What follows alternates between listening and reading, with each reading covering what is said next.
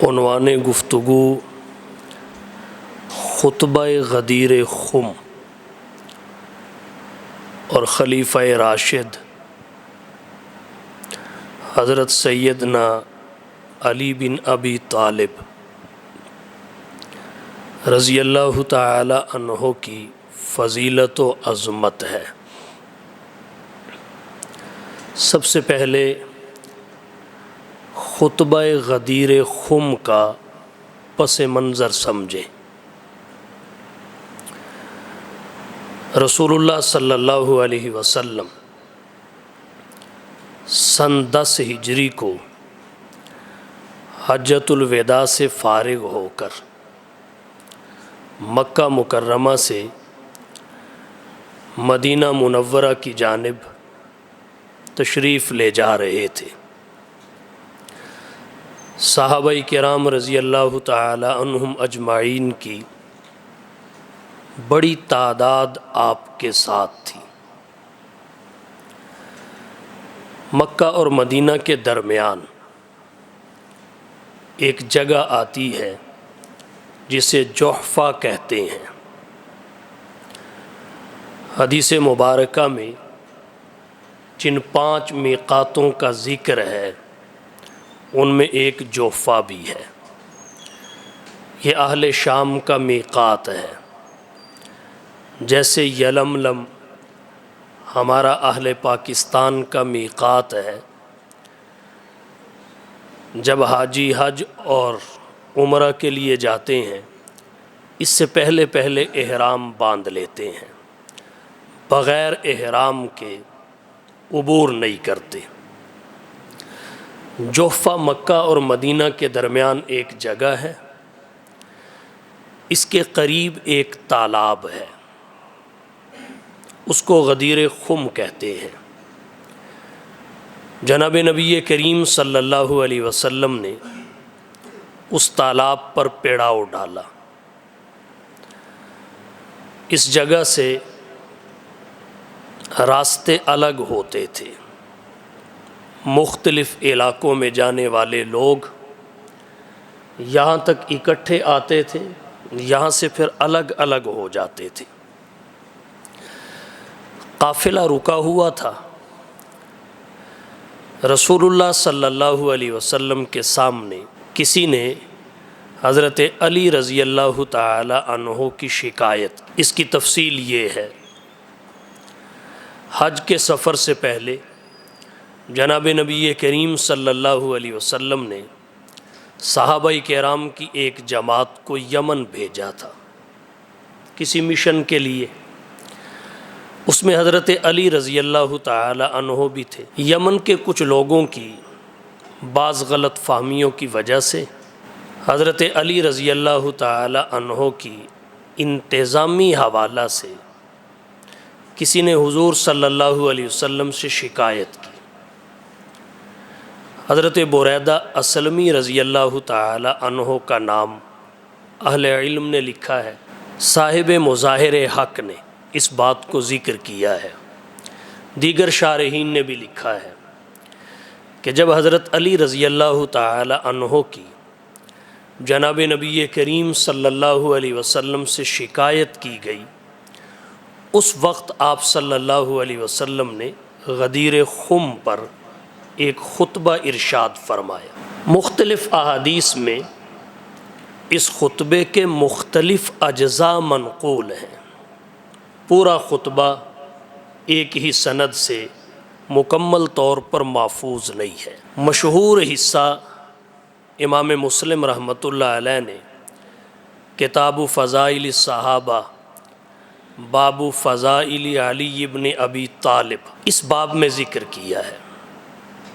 حضرت زید بن ارقم رضی اللہ تعالی عنہ راوی ہیں، کہتے ہیں قام رسول اللہ صلی اللہ علیہ وسلم یوما فینا خطیبا بماء یدعا خما بین مکہ والمدینہ۔ جناب نبی کریم صلی اللہ علیہ وسلم ایک دن مکہ اور مدینہ کے درمیان خم نامی تالاب کے پاس ہمیں خطبہ دینے کے لیے کھڑے ہوئے۔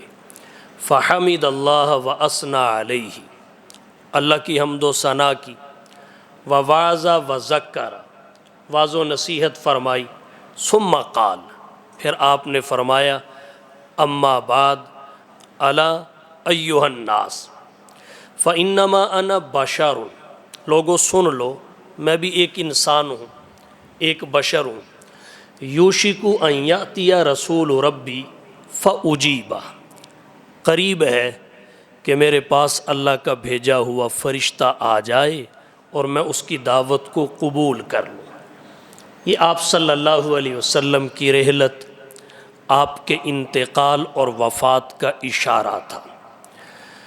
رسول اللہ صلی اللہ علیہ وسلم نے فرمایا، کسی بھی وقت اللہ کی طرف سے پیغام آ سکتا ہے اور آخرت کے سفر پہ روانہ ہو سکتا ہوں، اس لیے یہ بات سن لو، وَأَنَا تَارِكٌ فِيكُمْ ثَقَلَيْنِ، میں تمہارے اندر دو عظیم چیزیں چھوڑ کر جا رہا ہوں، دو عظیم چیزیں میں نے تم میں چھوڑی ہیں۔ اولہما کتاب اللہ، ان میں سے پہلی چیز اللہ کی کتاب ہے، فیہ الہدی والنور، اس میں ہدایت بھی ہے روشنی اور نور بھی ہے، فخذوا بکتاب اللہ واستمسکوا بہ، اس لیے اللہ کی کتاب کو مضبوطی سے پکڑنا۔ پھر آپ صلی اللہ علیہ وسلم نے فرمایا، اذکرکم اللہ فی اہل بیتی، میں تمہیں اپنے گھر والوں کے بارے میں، اپنے اہل بیت کے بارے میں اللہ سے ڈراتا ہوں۔ اور دوسری روایت میں الفاظ یہ ہیں، آپ صلی اللہ علیہ وسلم نے فرمایا، من کنت مولاہ فعلی مولاہ، جس کا میں مولا ہوں اس کے جناب علی مولا ہیں۔ اللہم والی من والاہ وعادی من آداہ، اے اللہ تو بھی اس سے محبت رکھ جو علی سے محبت رکھے، اور اس سے عداوت رکھ جو جناب علی سے عداوت رکھے۔ یہ اس خطبہ کا مشہور حصہ ہے جسے خطبہ غدیر خم کہا جاتا ہے، مسلم شریف سے میں نے آپ کے سامنے پڑھا۔ اس خطبہ کا مقصد کیا تھا؟ میں نے پہلے عرض کیا، حضرت علی رضی اللہ تعالی عنہ صحابہ کرام کی ایک جماعت کے ساتھ یمن بھیجے گئے ایک مشن پر۔ وہاں بعض یمنیوں کی کچھ غلط فہمیوں کی وجہ سے حضرت علی سے شکایت پیدا ہو گئی۔ انتظامات کے حوالہ سے رسول کریم صلی اللہ علیہ وسلم کے صحابی حضرت علی سے شکایت پیدا ہوئی۔ پھر یہ قافلہ مکہ مکرمہ میں حجۃ الوداع سے پہلے واپس پلٹ آیا، حج میں شریک ہوا، حج سے واپس پلٹے، خم کے مقام پر پڑاؤ ڈالا گیا تھا۔ یہاں اللہ کے رسول صلی اللہ علیہ وسلم کے سامنے ذکر کیا گیا اس شکایت کا۔ اس وقت حضور نے خطبہ ارشاد فرمایا۔ اب اس خطبہ کا مقصد بالکل واضح ہے کہ حضرت علی رضی اللہ تعالی عنہ کی شکایت ہوئی، آپ صلی اللہ علیہ وسلم نے اس خطبہ میں اپنے اہل بیت کے حقوق بتائے، ان سے محبت تقاضۂ ایمان قرار دیا، ان سے عداوت کو ایمانی تقاضا کے برعکس اور تقاضۂ ایمانی کے منافی قرار دیا۔ اس سے حضرت بریدہ اسلمی رضی اللہ تعالی عنہ کا دل صاف ہو گیا۔ اگر کسی کے دل میں حضرت علی رضی اللہ تعالی عنہ کی کدورت تھی، جاتی رہی، ختم ہو گئی، دل صاف ہو گیا۔ تو حدیث مبارکہ کا جو مقصد ہے وہ محبت علی کا وجوب ثابت کرنا ہے۔ اس کا مقصد حضرت علی کی امامت اور خلافت کو ثابت کرنا نہیں ہے، یہ حدیث مبارکہ کا مقصد ہے۔ اللہ کے رسول صلی اللہ علیہ وسلم نے اہل بیت نبوت کے افراد سے، خاص طور پر حضرت علی سے محبت کا حکم دیا ہے، اور اس بات کی وضاحت کی ہے کہ علی اللہ اور اس کے رسول کے محبوب اور مقرب ہیں، ان سے محبت کی جائے۔ اور یہ بات واضح ہے، ہر عقل مند سمجھتا ہے کہ محبت اور خلافت میں تلازم نہیں ہے، کہ جو محبوب ہو وہ خلیفہ بلا فصل بھی ہو یا امام بھی ہو، ایسا نہیں ہے۔ اہل سنت والجماعت کے نزدیک تو اس خطبہ غدیر خم کے مرکزی نکات میں ایک اہل بیت کے حقوق اور ان سے محبت ہے، دوسرے نمبر پر کتاب الہی کو مضبوطی سے تھامنے کا درس ہے کہ جب تمہارے اندر اختلافات ہوں تو انہیں کتاب الہی کی طرف پلٹو اور ان کا حل کتاب الہی میں تلاش کرو، کتاب الہی کو مضبوطی سے تھامو، تمہارے دین کی بقا کتاب الہی کے تمسک کے ساتھ ہے۔ اہل سنت والجماعت کے نزدیک یہ حدیث مبارکہ، یہ خطبہ غدیر حضرت علی رضی اللہ تعالی عنہ کی فضیلت اور عظمت کو تو ثابت کرتا ہے، ان کی بلا فصل خلافت کو ثابت نہیں کرتا، اور اس کی بہت ساری وجوہات ہیں کہ بلا فصل خلافت کو ثابت کیوں نہیں کرتا۔ ان میں سب سے پہلی وجہ یہ ہے کہ اگر ایسی بات ہوتی تو اللہ کے رسول صلی اللہ علیہ وسلم مشترک لفظ کا استعمال نہ کرتے۔ لفظ مولا کئی معنوں کے درمیان مشترک ہے، واضح لفظ خلیفہ، امام یا امیر کا لفظ استعمال فرماتے، اور اس کی مثال حدیث کی کتابوں میں ملتی ہے۔ تفسیر صافی میں روایت آتی ہے، حضرت ابو بکر و عمر کے لیے اللہ کے رسول صلی اللہ علیہ وسلم نے خلافت کے الفاظ کا ذکر کیا ہے۔ حضرت حفصہ رضی اللہ تعالی عنہ کسی موقع پر پریشان تھی، آپ صلی اللہ علیہ وسلم نے پریشان دیکھا، پریشانی کے ازالہ کے لیے ایک بشارت سنائی۔ حضور صلی اللہ علیہ وسلم فرمانے لگے، یا حفصہ ان ابا بکر یلی الخلافۃ من بعدی، کہ میرے بعد تو خلافت کے والی اور تاجدار جناب ابو بکر ہی ہوں گے، البتہ تیرے لیے خوشخبری یہ ہے کہ ثم بعدہ ابو کی، ابو بکر کے بعد خلافت کے والی اور تاجدار تیرے والد جناب عمر بن خطاب ہوں گے۔ جب یہ بات حضرت حفصہ رضی اللہ تعالی عنہا نے سنی تو ان کے چہرے پر خوشی کے آثار ظاہر ہوئے۔ ظاہر بات ہے دوسرے نمبر پر صحیح، پر مسند خلافت پر ان کے والد کے متمکن ہونے کی خبر تھی۔ حضرت حفصہ رضی اللہ تعالی عنہا نے سوال کیا، من انباک ھذا، اللہ کے رسول آپ کو کس نے بتایا؟ یہ اطمینان قلب کے لیے، وگرنہ صحابہ اور اہل بیت اس بات کو بخوبی جانتے تھے کہ نبی کے پاس جو خبر آتی ہے وہ اللہ کی طرف سے آتی ہے۔ من انباک ھذا، حضور آپ کو کس نے خبر دی؟ سرور عالم صلی اللہ علیہ وسلم نے فرمایا، نبأنی العلیم الخبیر، مجھے علم والی باخبر ذات نے بتایا ہے کہ خلافت کے پہلے والی اور تاجدار صدیق اکبر ہوں گے، دوسرے تیرے والد عمر بن خطاب ہوں گے۔ اب یہاں واضح خلافت کے الفاظ ہیں، واضح۔ اور ایک حدیث میں آپ صلی اللہ علیہ وسلم نے فرمایا، فاقتدوا باللذین من بعد ابی بکر و عمر، میرے بعد ابو بکر اور عمر کی اقتداء کرنا، واضح الفاظ ہیں۔ تو سب سے پہلی بات یہ ہے کہ اگر اس حدیث مبارکہ میں حضرت علی کی خلافت یا امامت کا ثبوت ہوتا تو پھر واضح الفاظ کا استعمال ہوتا، مشترک لفظ کا ذکر نہ ہوتا۔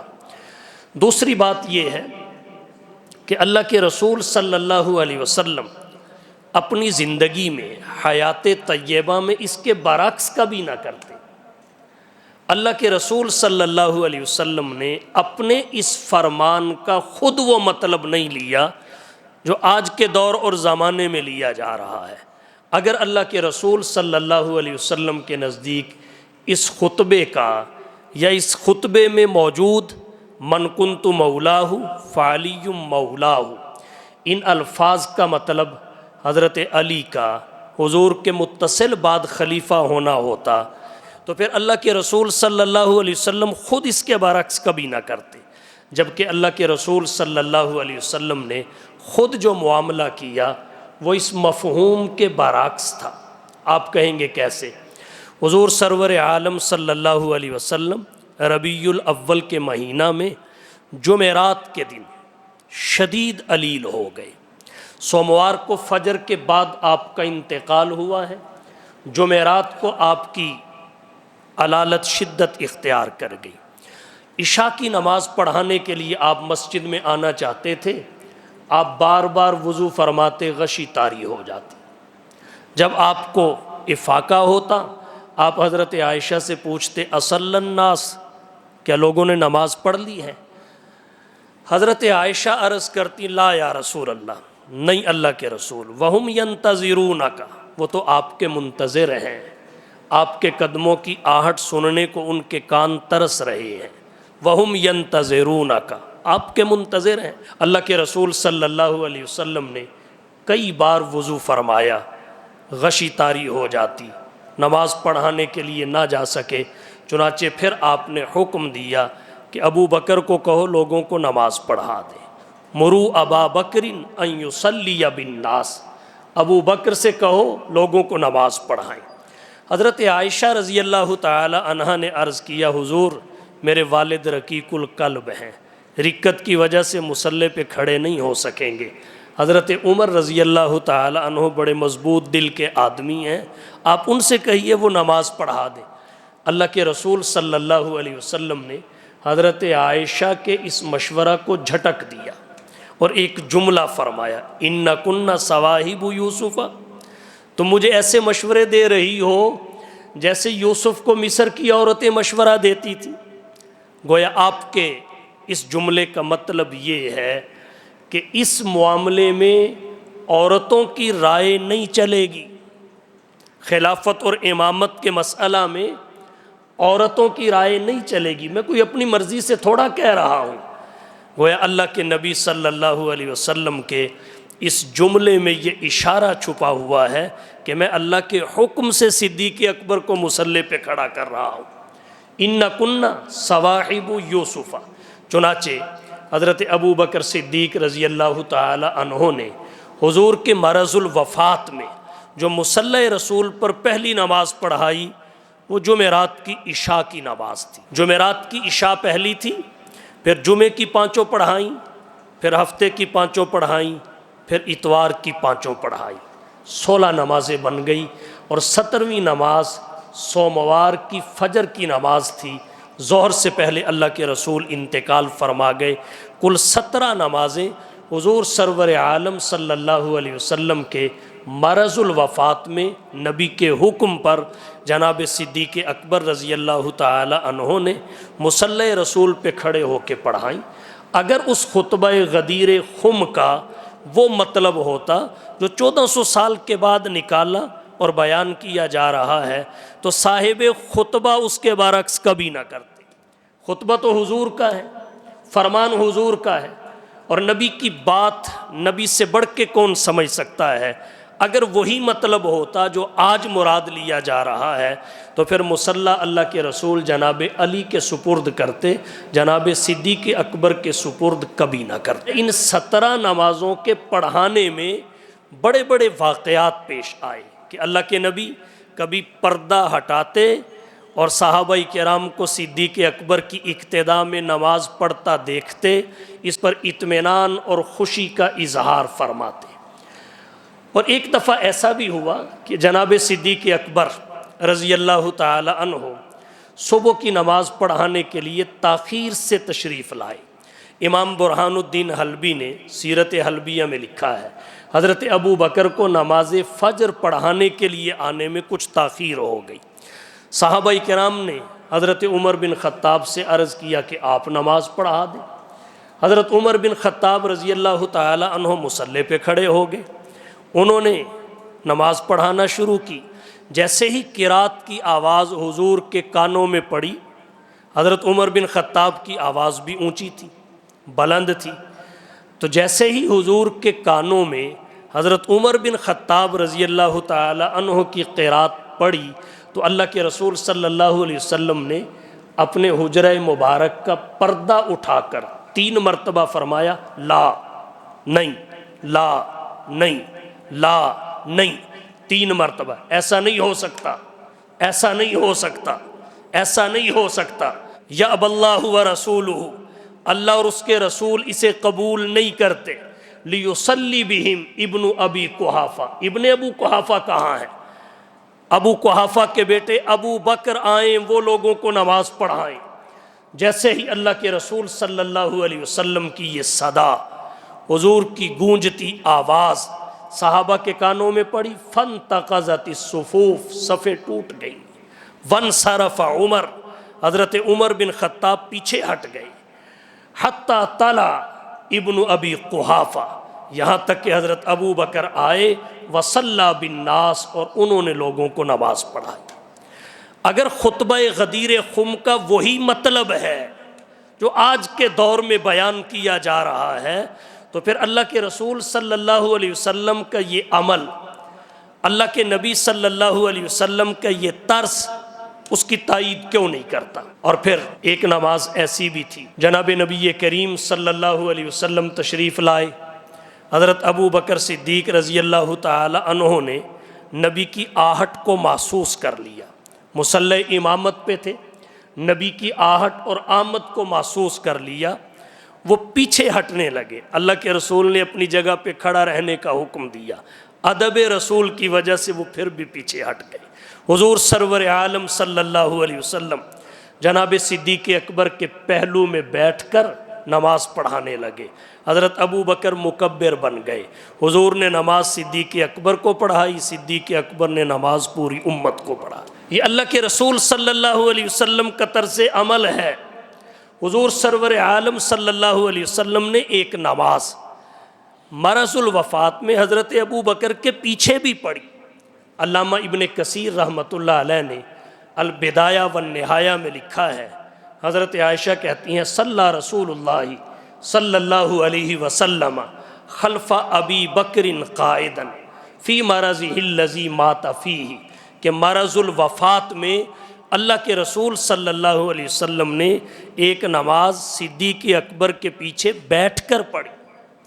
اور امام برہان الدین حلبی رحمۃ اللہ علیہ کی تحقیق بھی یہی ہے جو انہوں نے سیرت حلبیہ میں ذکر کی، کہ ثابت انہ صلی اللہ علیہ وسلم صلی خلف ابی بکر مقتدیا بہ فی مرضہ الذی مات فیہ۔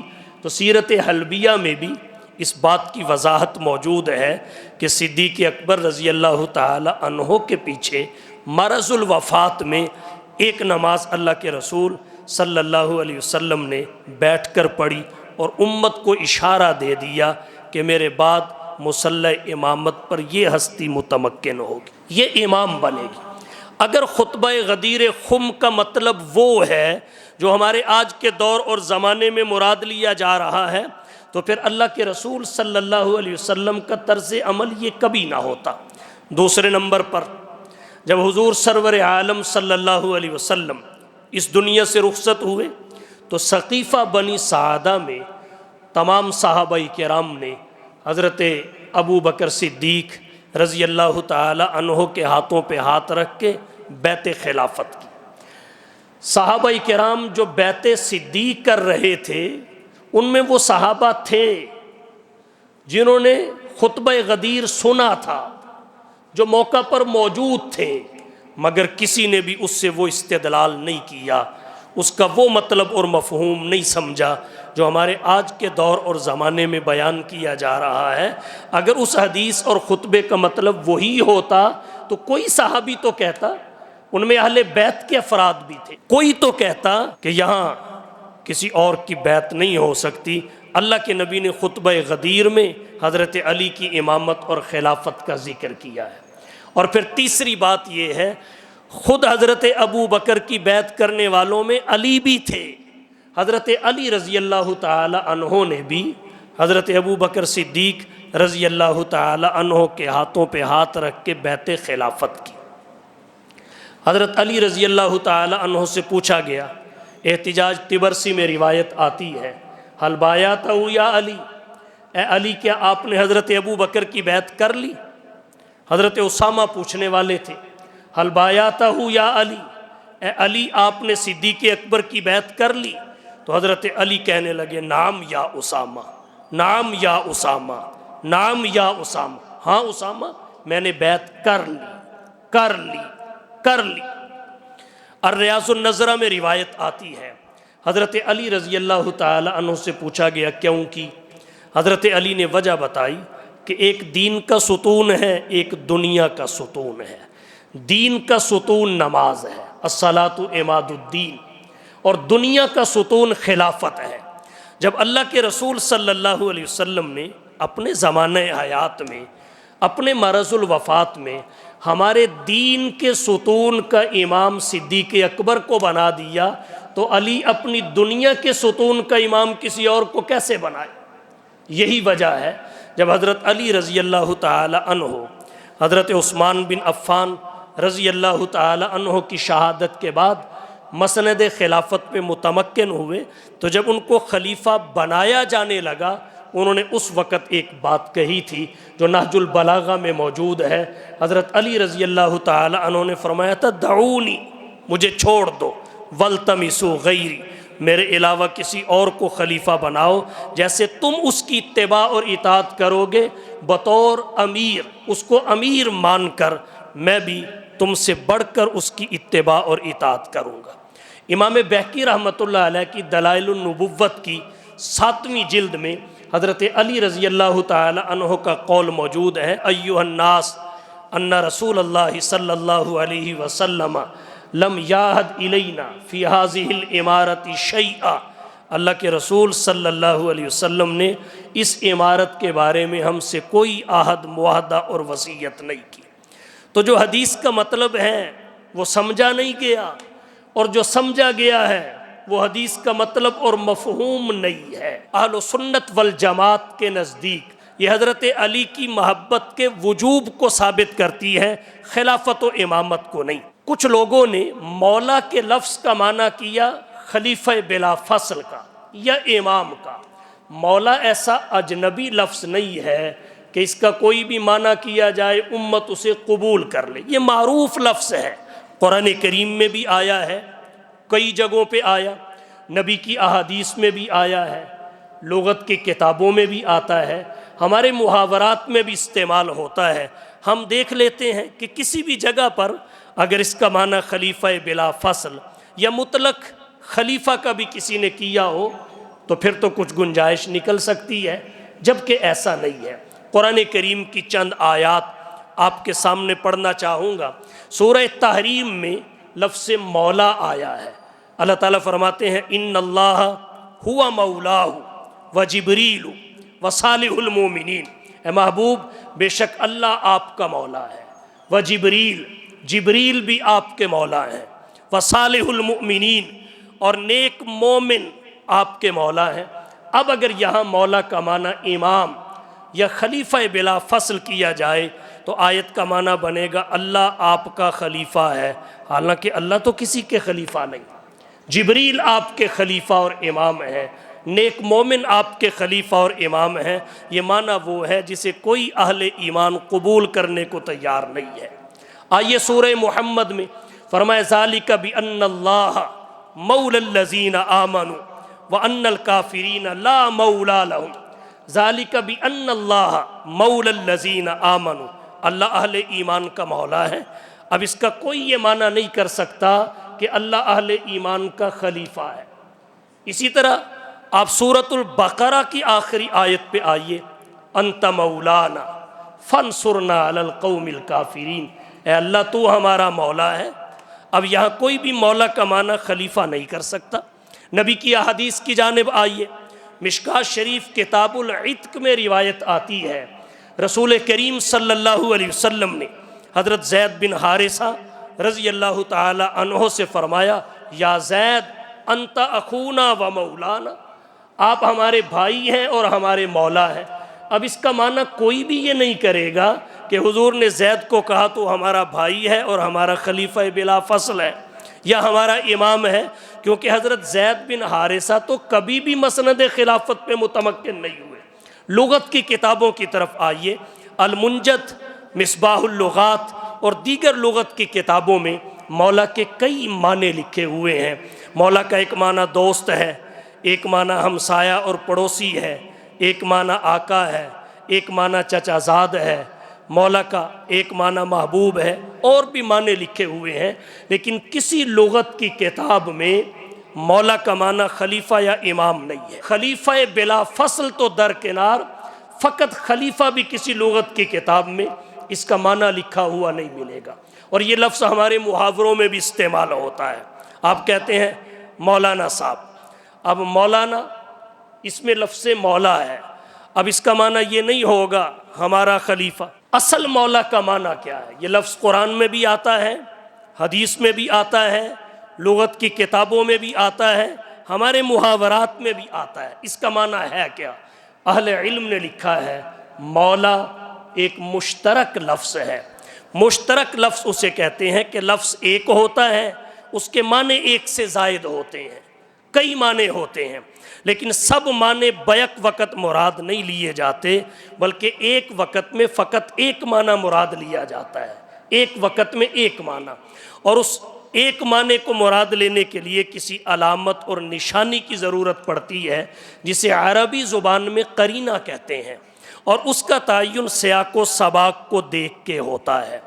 اب یہ لفظ مولا مشترک لفظ ہے، اس کے کئی معنی ہیں، یہاں ان کئی معنوں میں سے ایک معنی مراد لینا ہے، من کنت مولاہ فعلی مولاہ، ایک معنی مراد لینا ہے۔ آگے پیچھے کے الفاظ کو دیکھیں گے، سیاق و سباق کو دیکھیں گے، پھر اس ایک معنی کا تعین کریں گے۔ اس حدیث کے اگلے الفاظ کیا ہیں؟ اس حدیث کے اگلے الفاظ ہیں اللہم والی من والاہ وعادی من آداہ۔ اللہ کے رسول صلی اللہ علیہ وسلم نے فرمایا اللہم والی من والاہ، اے اللہ تو اس سے محبت کر جو علی سے محبت کرے، تو اس سے دوستی رکھ جو علی سے دوستی رکھے۔ یہ وہ عظمت ہے حضرت علی رضی اللہ تعالی عنہ کی، جو حضور اپنی امت میں منتقل کرنا چاہ رہے تھے۔ مقصد حدیث یہ ہے، بتایا جائے جناب علی اللہ اور اس کے رسول کے محبوب ہیں، اہل ایمان کے بھی محبوب ہونے چاہیے۔ اللہ اور اس کے رسول کے مقرب ہیں، اہل ایمان کے دوست ہونے چاہیے۔ فرمایا اللہم والی من والاہ، اے اللہ تو اس سے دوستی رکھ جو علی سے دوستی رکھے، وعادی من آداہ، اور اس سے عداوت رکھ جو جناب علی رضی اللہ تعالی عنہ سے عداوت رکھے۔ اب یہاں دو صیغے استعمال ہوئے ہیں مقابلے میں۔ اللہم والی من والاہ میں والی کا صیغہ یہ صیغہ امر ہے۔ اب اس کی بنیاد کیا ہے؟ یہ بنا کہاں سے ہے؟ ولایت سے۔ آگے ہے وعادی من آداہ، آدی کی بنیاد کیا ہے؟ آدی کس سے بنا؟ عداوت سے۔ عداوت کے مقابلہ میں ولایت تو آتی ہے، خلافت نہیں آتی۔ آدی عداوت سے بنا، تعرف الاشیاء بازدادیہا، اس کے مقابلہ میں ولایت بمعنی محبت مراد ہوگی۔ اور جو اس حدیث کا شان ورود میں نے ذکر کیا اس میں بھی یہی ہے کہ حضرت علی رضی اللہ تعالی عنہ سے شکایت پیدا ہو گئی، انتظامی حوالہ سے حضور کے سامنے اس کا ذکر کیا گیا، تو آپ صلی اللہ علیہ وسلم نے اس موقع پہ ارشاد فرمایا، اور اس سے دلوں سے جو کدورت تھی اس کا خاتمہ ہو گیا۔ تو اب اگر اس کا ہم یہ معنی کرتے ہیں دوستی والا، اے اللہ اسے تو دوست رکھ جو علی سے دوستی رکھے، اور اس کو دشمن رکھ جو علی کو دشمن رکھے، اب ساری آیات اور روایات کا معنی خود بخود ٹھیک ہو جائے گا، ساری آیات اور روایات کا معنی ٹھیک ہو جائے گا۔ اب پڑھیے ان آیات کو، ان اللہ ہوا مولاہ وجبریل وصالح المومنین، اللہ آپ کا دوست ہے، محبوب جبریل بھی آپ کے دوست ہیں، نیک مومن آپ کے دوست ہیں۔ دوسری آیت ذالک بان اللہ مولی الذین آمنوا وان الکافرین لا مولا لہم، اللہ اہل ایمان کا دوست ہے، وان الکافرین لا مولا لہم، اور کافروں کا کوئی دوست نہیں ہے۔ اب آئیے انت مولانا فانصرنا علی القوم الکافرین، تو ہمارا دوست ہے، ولی ہے، محبوب ہے۔ اب آئیے مشکات کی حدیث پر جو کتاب العتق میں حضرت زید کے بارے میں آتی ہے، فرمایا یا زید انت اخونا و مولانا، اے زید تو ہمارا بھائی ہے، و مولانا اور ہمارا دوست ہے۔ تیسرے نمبر پہ یہ وہ معنی ہے جو اس لفظ مشترک کے دیگر معانی کے ساتھ آپ کو لغت کی کتابوں میں لکھا ہوا ملے گا، اور جب آپ اپنے محاورات میں اس کا استعمال دیکھیں گے تو وہ استعمال بھی آپ کو درست نظر آئے گا۔ تو یہ ہے اس حدیث مبارکہ اور خطبہ غدیر خم کی تحقیق اور تفسیر جو میں نے آپ کی توجہ کی نظر کی۔ اللہ تعالی ہم سب کو سمجھنے اور عمل کرنے کی توفیق بخشے۔ وآخر دعوانا ان الحمدللہ۔